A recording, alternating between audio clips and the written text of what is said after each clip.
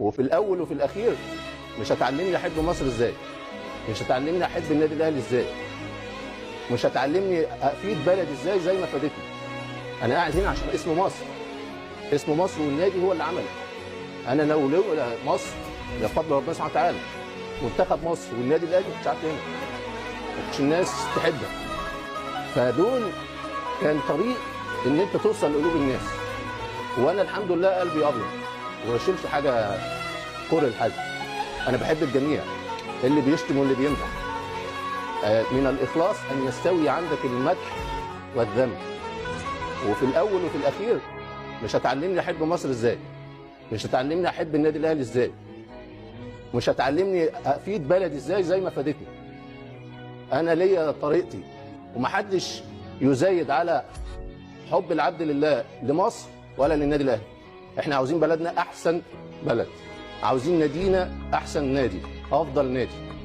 فللجميع اللي مدح واللي ذم عفى الله عما سلف، انا مسامح الجميع. مفيش في الدنيا أغلى من وطن، ده الكل عندي. أول ما يقولوا مصر ألاقي نفسي أبكي لوحدي. أتحدى أنا أي حد يحبنا في الكون ده قدي. هنحب مين غيرها؟ مصر اللي عايشين ننكرها، ولا حد غيرنا في تفكيرها. شايلة في همومنا على كرها، بلدي بصحيح كتر خيرها. هنحب مين غيرها؟ مصر اللي عايشين ننكرها، ولا حد غيرنا في تفكيرها. شايلة في همومنا على كرها، بلدي بصحيح كتر خيرها.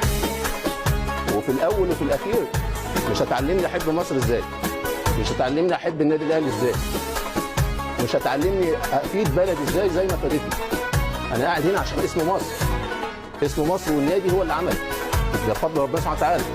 منتخب مصر والنادي الاهلي مش عارف هنا، ما كانتش الناس تحبك. فدول كان طريق ان انت توصل لقلوب الناس. يا مصر